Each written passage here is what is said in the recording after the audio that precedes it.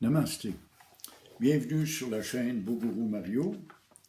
Aujourd'hui, c'est la partie 37 de notre livre « Comment éveiller le rêveur ». Dès à présent, le lecteur va nous mettre en garde. N'essaie pas de vivre cette vérité dès à présent. Tu en serais premièrement incapable parce que l'ego est encore trop fort et parce que tu n'y es pas encore préparé. Elle deviendrait un nouveau rôle pour l'ego. Et oui, l'ego adore jouer des rôles. C'est sa première fonction de rêver et de jouer des rôles, de se prendre pour un acteur et de changer de personnalité. Il peut prendre la personnalité d'un sage ou d'un éveillé selon la conception qu'il en a et essayer de bluffer les autres avec ça. Pour le moment, il te suffit d'apprendre la vérité. Nous en sommes à la première étape. Apprendre la vérité. C'est tout. Suis cet enseignement que je te livre gratuitement. Il te conduira à bon port. Soyez-en assurés. Pour saisir la vérité et s'en convaincre, il faut la répéter et la répéter encore et encore sans se lasser, jusqu'à ce qu'elle ait imprégné tout ton être, chaque pore de ta peau, chaque repli de ton esprit. C'est uniquement quand l'esprit est saturé par une idée qu'il peut la faire sienne et la rendre ainsi réelle. Sois convaincu hors de tout doute. Voilà la première et la seconde étape que nous traversons en un seul pas. Apprendre, connaître la vérité et s'en convaincre. Il faut se le répéter et répéter et répéter encore. Lire et relire, chercher, y trouver et rechercher et retrouver la même vérité tout le temps. C'est ça qu'est le travail. Nombreux sont ceux et celles qui cherchent à vivre des sensations, à avoir des expériences de niveau sensoriel en méditant ou par toute autre pratique. Nous en avons déjà parlé et la mise en garde réapparaît encore et encore parce qu'elle est essentielle. C'est une erreur. À l'extérieur, il y a des sensations, mais à l'intérieur de soi, c'est l'intuition qui prend place.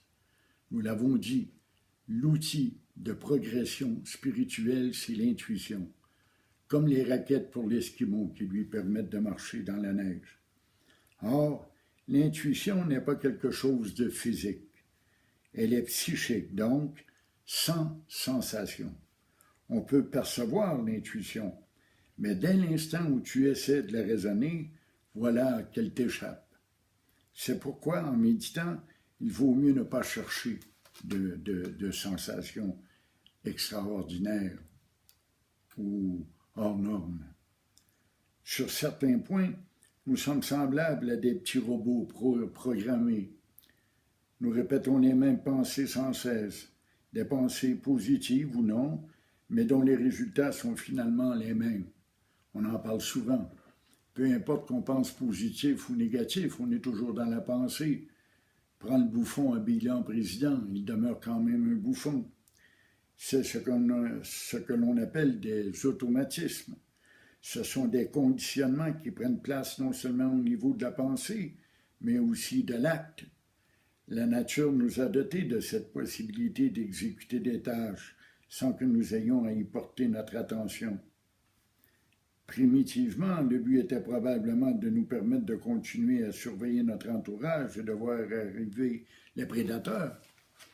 Et oui, primitivement, quand nous sommes des animaux un peu plus évolués, un peu plus intelligents, qui ont une grande possibilité d'adaptation. Nous avons appris, le corps, l'esprit a appris à développer des mécanismes répétitifs pour la simple raison que nous pouvions demeurer vigilants à ce qu'il y a autour de nous. Nous pouvions demeurer vigilants afin de surveiller les prédateurs. Si je mets toute mon attention à décortiquer un fruit et à le manger, un prédateur peut s'approcher tout en étant silencieux et m'attaquer. Cependant, si j'agis par automatisme, par habitude, que je décortique le fruit, que je le mange sans, dans le fond, y porter conscience, sans en prendre conscience, je suis capable de demeurer attentif tout autour de moi et d'écouter les bruits, d'écouter les sons que la nature me livre et d'entendre ou de voir venir le prédateur. Nous pouvons user de la même technique sur notre cheminement spirituel. Même si parfois ces automatismes ont encore leur raison d'être, ils apportent quand même une faille majeure dans notre attention. Nous l'avons vu, la plupart du temps, lorsque nous usons de ces automatismes, c'est pour nous perdre dans nos pensées, fantasmer, rêver. Si c'est l'habitude qui crée ces conditionnements, les chocs émotifs aussi ont leur part de responsabilité. Effectivement, comme je le répète tout le temps, si vous avez subi un choc émotif face à une personne, je ne sais pas moi, vous avez été battu par quelqu'un qui a une barbe comme la mienne, eh bien quand vous rencontrerez quelqu'un qui porte une barbe, vous aurez peur, vous vivrez ce qu'on appelle du ressentiment. À quoi bon penser quand le problème n'est pas le sujet de la pensée, mais l'acte de penser lui-même? Voilà qui est intéressant. Ce n'est pas la pensée qui nous nuit. Ce n'est pas la pensée qui transforme. C'est l'acte de penser. C'est l'acte de penser que l'on doit cesser. Comment se fait-on? Tout simplement parce qu'on porte notre attention. On s'accroche aux pensées qui passent dans le ciel. Comme on s'accrocherait à un nuage, puis qu'on se laisserait entraîner. Il faut les laisser passer, tout simplement. Selon notre éducation, notre instruction, nos expériences, nous accumulons des formes de conditionnement qui deviennent notre mode de vie. C'est ce que certains appellent notre personnalité, nos défauts ou qualités de caractère. À quoi bon changer de caractère et tenter de le corriger quand le problème est le fait même d'avoir un caractère? Eh oui, laisse faire le caractère, il aura soin de lui-même. Voilà ce que nous dit l'auteur. Laisse faire le monde, laisse faire la vie, parce que tu fais partie du monde, tu es un objet comme le reste de l'univers. Laisse faire tout ça, il aura soin de lui-même, ce n'est qu'un rêve. Le problème n'est pas le contenu des conditionnements, mais bien le fait d'être conditionné. Peu importe la nature du conditionnement, cela ne change rien. Le problème n'est pas dans le conditionnement, mais dans l'acte, dans le fait d'être conditionné. Cesser les conditionnements et les problèmes qui en sont issus cessent également. Mais comment fait-on pour cesser le conditionnement? Comment fait-on pour s'en abstenir? On cesse d'être le conditionnement. On cesse d'être la pensée, le corps, les émotions. On commence à être ce qu'on a toujours été, c'est-à-dire le soi. Le soi n'est pas conditionné. Le soi ne se laisse pas affecter par la souffrance et les émotions. Le soi est libre. Le soi est vide d'émotions et de sentiments. Remarque que ce ne sont pas les gens ou les événements qui nous blessent, mais plutôt ce que nous en pensons. Effectivement, si je pense que je me fous de tout le monde et que je me fous particulièrement d'une certaine personne, elle aura beau me juger et me dire n'importe quelle bêtise, ça me passe 2 pieds par-dessus la tête, ça ne me dérangera pas du tout, du tout.